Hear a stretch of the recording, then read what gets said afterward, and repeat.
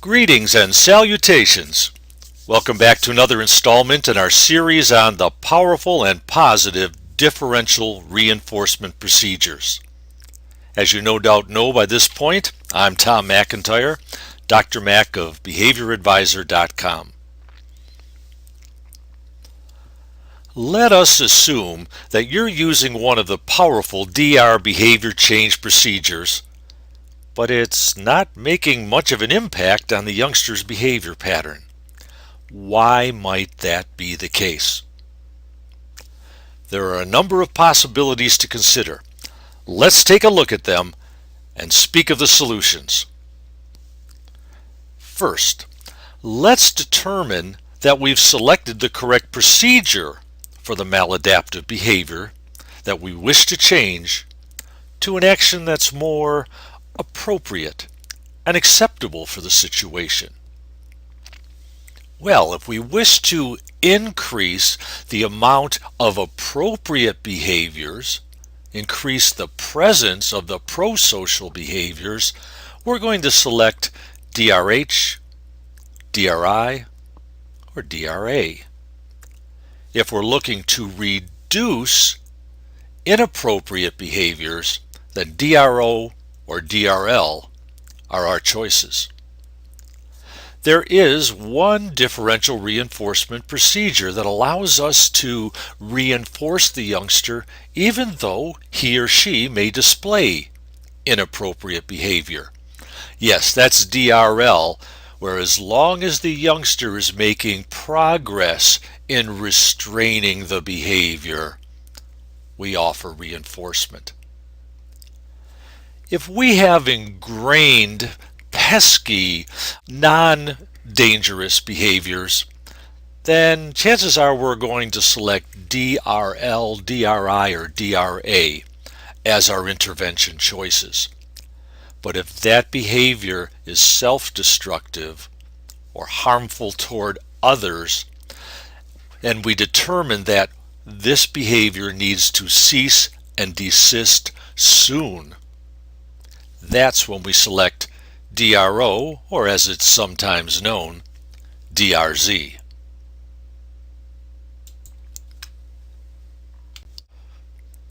Let us assume that you have selected the correct DR procedure for the behavior of concern. Why then isn't it working as we had hoped and planned?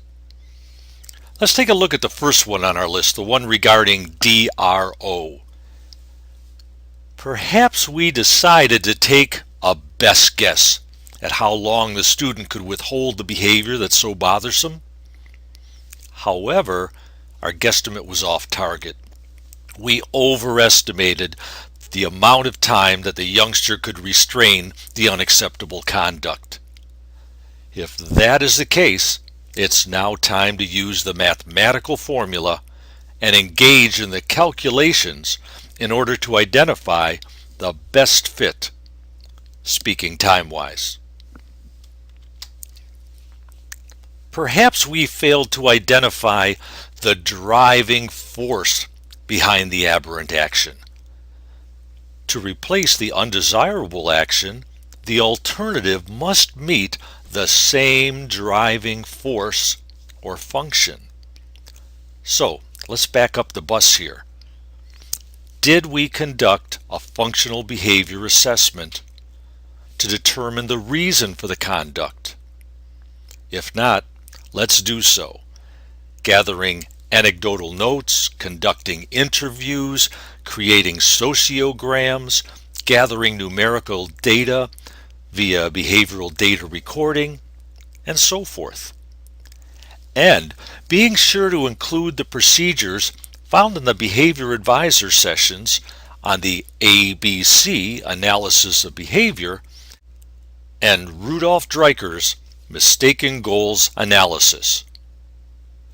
Knowing the reasons for the behavior allows us to select the replacement action that will meet the identified need. If an FBA was conducted, we might have misanalyzed the gathered information.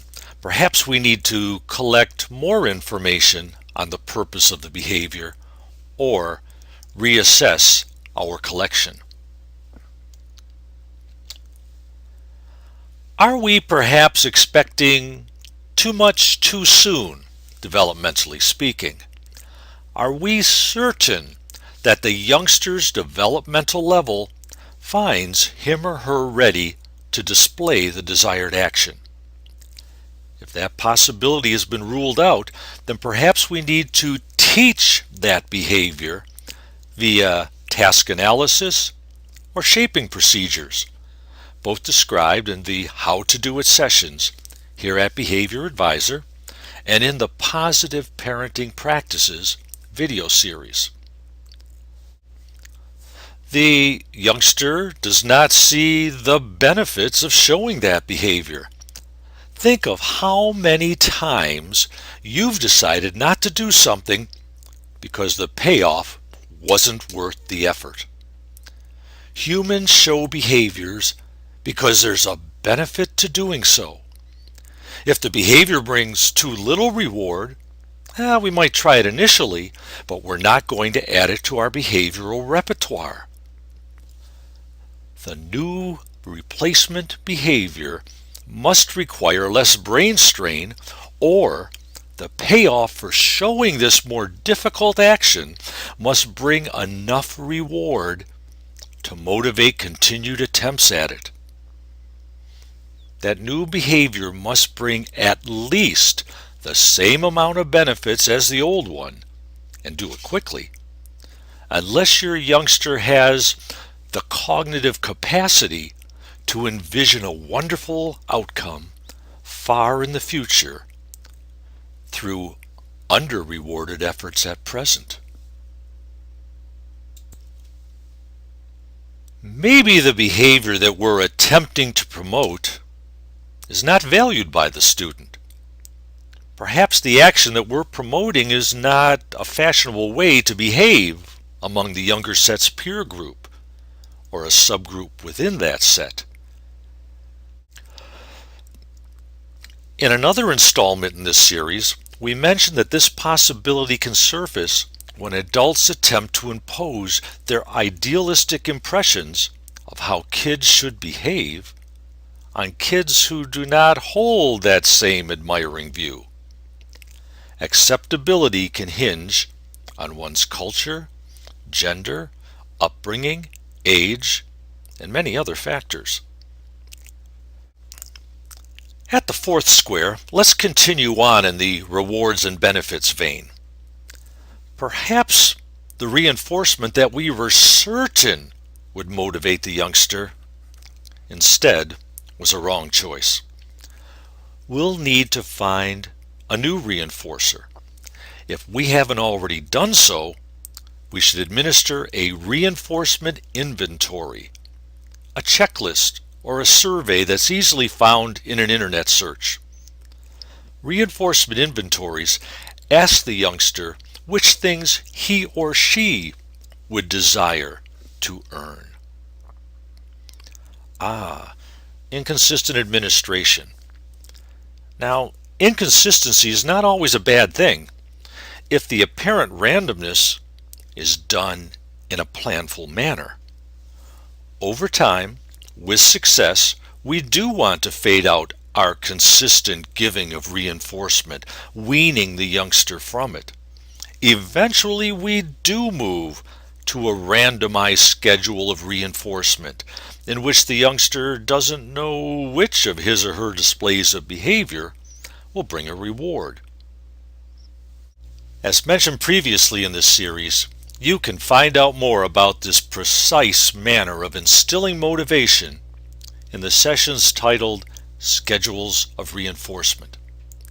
However, failing to administer reinforcement because we were tired, in a bad mood, forgot, ran out of the reinforcement, or holding a grudge against a student quite simply wreaks havoc on DR behavior change results. There's one. We moved beyond the data. We decided to overrule the calculations and fade out the reinforcers before it was indicated. Well, kudos to you for believing in that youngster. However, at times we need to temper our optimism in the best interests of that kid. Stay the course indicated by your DR calculations of the appropriate spacing of reinforcement. In the last line, perhaps our protective and supportive nature made us blunder toward the other side of the continuum. We want to make certain that the youngster continues to be motivated by receiving reinforcement. However, what we did, we unknowingly took away the challenge aspect, one of the factors in motivation. An achievable next step in our progression toward an end goal. One of the three big motivators for humans is mastery, making progress. By fading out the reinforcement too slowly, we allowed the youngster to stagnate. Let's take advantage of this vital resource of internal enthusiasm for accomplishing things. Oh, the other two?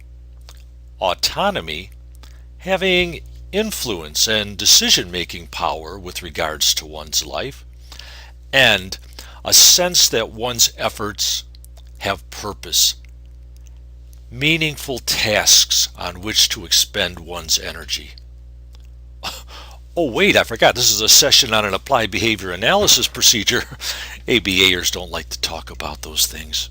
Just the facts, ma'am. Just the surface behavior. Just the observable and measurable, please. So if your efforts aren't bringing your goal to fruition, check those possibilities that we've just addressed. Then tweak your intervention in order to gain the results you seek. We're very close to the end of our instructional sessions. Next up, I trust that you'll join me for the conclusion of the series in the EndNote segment.